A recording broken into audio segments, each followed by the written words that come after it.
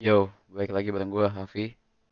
Nah, kali ini gue pengen bahas tentang topik yang cukup banyak di-mention ke gue ya, entah lewat chat ataupun di grup diskusi Cryptosium gitu ya.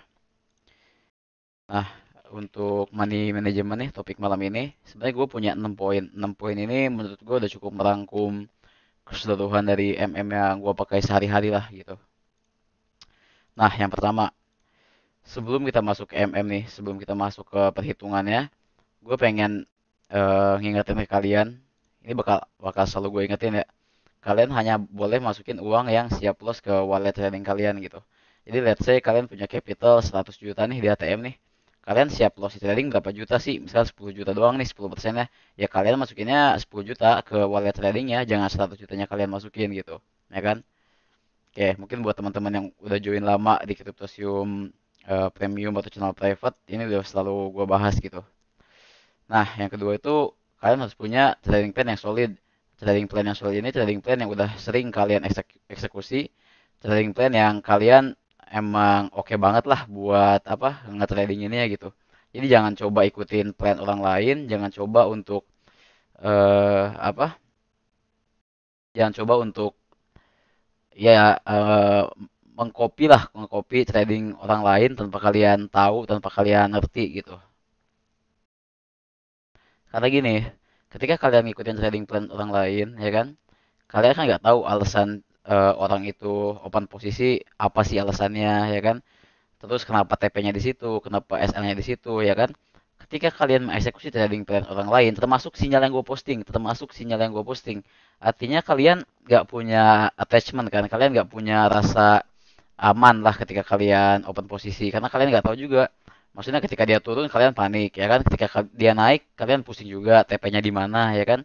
Nah, kenapa trading plan ini menurut gua penting? Karena ini harus benar-benar kalian buat sendiri. Jadi kalau misalnya kalian cek sinyal-sinyal dari gua, ya kalian cross check lagi, apa kalian cek lagi lah gitu, apakah si sinyal gue ini cocok dengan gaya trading kalian, apakah sinyal gue ini akan profitable untuk kalian gitu. Jadi tolong di sini kita belajar bareng-bareng, jangan asal masuk hanya karena kalian ngelihat trading plan orang lain gitu.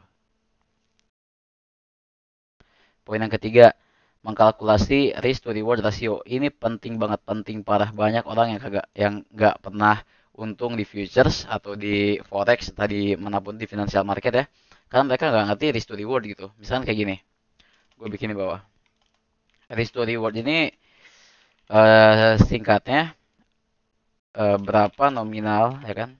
Nominal yang kalian rela untuk resikokan ya kan? Untuk mendapat reward yang sudah kalian tentukan juga. Nah, ini penting banget. Misal gini, setiap trade kalian rela untuk kehilangan 10 dolar setiap trade ya kan? Gitu kan. Nah, kalian rela kehilangan 10 dolar itu untuk mendapat reward berapa? Masa kalian mau kehilangan 10 dolar gitu ya dari akun trading kalian untuk dapat 5 dolar misalkan. Untuk dapat 5 dolar. Ini kan gak masuk akal dari hitungan matematika pun. Kenapa matematika disebut ilmu absolut ya? Karena pasti nggak pernah salah gitu. Once kalian kalkulasi dengan baik, pasti hasilnya pun akan mengikuti plan kalian gitu. Itulah kuncinya trading itu cuma dari studi reward ratio gitu. Ini dulu udah, maksudnya kalau kalian gak jago TA ya, tapi kalian bisa nentuin story reward yang baik, kalian manage keuangan kalian dengan baik, udah itu cuan pasti ngikutin, percaya sama gue. Nah, jadi yang benar kayak gimana? Ini kan salah ya. Ini gue tandain nih. Ini salah gitu kan. Nah, yang benar gimana? Misal kalian resikokan 10 dolar. Nah, yang betul itu, at least kalian sekecil-kecilnya harus mendapat 15 dolar atau 20 dolar dari setiap trading kalian. Nah, ini baru benar, ya kan? Karena risk to reward kalian bagus, ini kan 1 banding 2 ya, 1 banding 2. Jadi bebas nih, kalian fitnya gimana? Mau 1 banding 2 kah? Atau 1 banding 3 kah? Atau 1 banding 4 gitu ya kan? Nah, ini skema untuk 1 banding 2. Kalau 1 banding 3 gimana? Berarti kalian risk 10 dolar, kalian dapatnya 30 dolar dan seterusnya ya kan. Ini untuk skema 1 banding 3 gitu. Sumpah gue mungkin 3-4 tahun terakhir gue trading gitu ya. Gue selalu memuja lah, istilahnya memuja risk to reward gitu. Gue bocahnya bener-bener bener-bener konsisten ke risk to reward gitu. Jadi kalau misalkan gue udah resikoin $10 ya gue nggak mau gue TP $5, $8, cepat-cepat TP nggak mau, gue hanya akan TP ketika $30. Kalau nggak berhasil gimana min? Kalau nggak berhasil ya udah, ketika kalian kena SL atau kalian kena apa, habis profit balik lagi ke entry ya sesuai dengan plan awal kalian. Kalau plan awal kalian SL entry terus kena, so what gitu, so what. Kalian harus belajar megang kata-kata kalian sendiri lah. Kalau kalian open posisi bilang oke gue bakal SL entry ya kan, ketika dia balik ke entry jangan lu lepas SL-nya, lu harus konsisten ke omongan lu sendiri di awal gitu. Oke, ini buat risk to reward, paham ya? Kalau nggak paham tuh bisa chat gue aja di @cryptosium.cs, gue sering online di sini ya. Nah selanjutnya kalian harus punya ekspektasi yang realistis gitu. Makanya gue selalu bilang, kalau kalian ikut grup atau ikut grup sinyal yang dia iming-imingnya depo $50 berubah jadi $1000, bro, come on bro, 2023 bro, ya kan? Kalian jangan pula dibego-begoin kayak gitulah, ya kan? Itu pasti pembodohan itu udah. Karena di sini kita belajar tentang perhitungan, kita belajar tentang mitigasi resiko, ya kan? Mungkin bisa aja kalian ubah $50 kalian jadi $1000, $10.000 bisa aja, ya kan? Tapi mungkin kalian bakal all in di setiap trade-nya gitu kan, all in, all in, all in, ya kan? Tiba-tiba dari $50 jadi $500. Karena kalian kebiasaannya all in, ketika kalian dapat $500, itu bisa jadi balikan nol gitu. Percaya sama gue, pernah kok ngerasain kayak gitu kok. $50 all in, senang nih, jadi gede nih 10 kali lipat 2 hari gitu kan. Ya hari ketiga liquid gue. Itu tuh pasti tinggal nunggu waktu kalian hancur aja. Kalau kalian nggak punya plan yang baik, nggak punya guide untuk risk to reward tuh, kalian tinggal nunggu hancur aja gitu. Jadi kalau kalian punya saldo $1000 ya kan, ya kalian jangan muluk-muluk lah. Kalian nambah jadi misalnya jadi $1200 dalam sebulan, itu udah oke banget. Kalian nambah 20% coy, anjing 20%. Kalian 20% dalam sebulan itu udah ngalahin deposito yang cuma 6% setahun gitu. Maksud gua slow budget aja, day to day.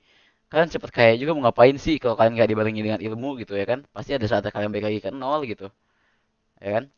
Nah, terus yang kelima, jadi kalau kalian punya ekspektasi yang tinggi, kalau kalian punya ekspektasi yang tinggi, jangan perbesar, jangan perbesar resiko, tapi perbesar walletnya gitu.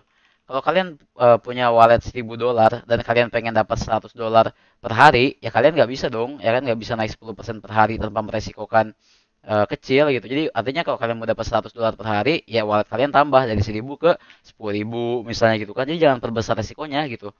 Jadi perbesar walletnya itu pedoman gue banget, karena gue dulu mikirnya mending gue depo kecil tapi gue all in gedein resiko, ya kan. Salah, itu salah besar itu. Percaya sama gue, itu salah besar. Nah ya kan, jadi kalau kalian punya target yang tinggi di trading kalian, jangan perbesar resiko intinya, ya kan. Ini gue ketik lagi, jangan perbesar resiko tapi perbesar wallet gitu. Kalau resiko kalian main kecil aja, main kecil gitu. Ini bakal gue bahas di poin nomor 5. Nah di poin nomor 5 ini, kalian nggak boleh masukin lebih dari 5% dari kapital yang kalian punya di wallet ke satu posisi trading. Misalkan kalian punya wallet $1000 nih. Kalau kalian punya wallet $1000, $1000 ya kan, kalian nggak boleh masukin masukin $50 ke, atau 5%-nya, atau $60 lah, $60 lebih dari 5%. Kan ini 5%-nya itu berarti sama dengan $50 ya kan, $50.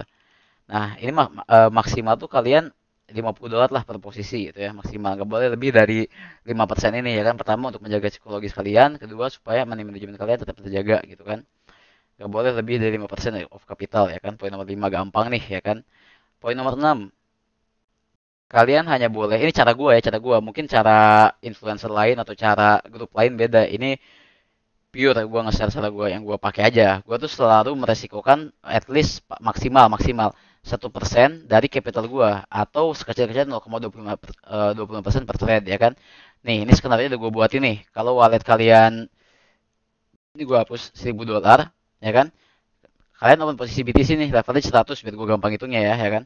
Kalau kalian meresikokan 0,25%, maka setiap terkena stop loss, kalian hanya boleh kehilangan $2,5 ya kan per trade, karena risiko kalian 0,25%. Caranya gimana? Ya kalian kaliin aja 0,25% kali margin kalian, ya kan? Nah, itu risiko kalian. Kalau kalian mau pakai yang paling aman 0,25%. Tapi kalau kalian udah punya pengalaman yang banyak, kalian pede nih ngeresikoin 0,5% misalkan ya kan, ya sah-sah aja, sah-sah aja. Maka kalau kalian ngeresikoin 0,5%, kalian hanya boleh kehilangan $5. Itu konsisten, konsisten. Jadi gini, percaya sama gue, kalau loss kalian acak-acakan, profit acak-acakan, loss gede, profit kecil di TP, sampai kapanpun gak akan pernah profitable ya kan. Karena itu data yang bilang, itu sistem kalian yang bilang, itu kalian yang bilang sendiri, kalau kalian gak akan pernah untung selamanya kayak gini nih. Yang udah gue bahas di awal, gak akan pernah untung gitu. Jadi kalau misalnya kalian mau risk 1% misalkan ya kan, kalian dengan modal 1.000 ya cuma boleh kehilangan $10 setiap stop loss. Banyak yang nakal di sini gitu, modal cuma 1.000 ya kan, stop loss tiba-tiba $80, $100 ya, lama-lama habis kalau kayak gitu. Kalau lu cuma punya $1.000 dan lu kena SL sekalinya $100, kalian cuma punya nyawa 10 kali pun kalian kena habis satu kalian ya kan, gitu maksud gua. Balik lagi kemana, balik lagi ke jangan perbesar resiko, perbesar wallet gitu. Kalau kalian mau SL $100 per trade, ya wallet kalian gak bisa $1.000 yang kayak gue bilang tadi, tapi $10.000 gitu kan. Kalau kalian nggak punya $10.000, cuma punya 1.000, ya gimana caranya, kalian nabung aja gitu maksud gue. Nabung, jangan malah barbar di tradingnya gitu. Nah ini, nah ini sih money management dari gue, nggak begitu banyak, nggak begitu pusing juga. Buat trading ini sesimpel mungkin ya kan, sesimpel mungkin. Dan saran dari gue, jangan pernah quit lah, jangan pernah quit. Kalau kalian udah terlanjur cinta ke bidang ini, kalian nekuninnya dengan sepenuh hati gitu ya, pasti ada jalan untuk sukses gitu, pasti ada jalan untuk sukses gitu ya. Itu sekian video untuk malam hari ini, thank you.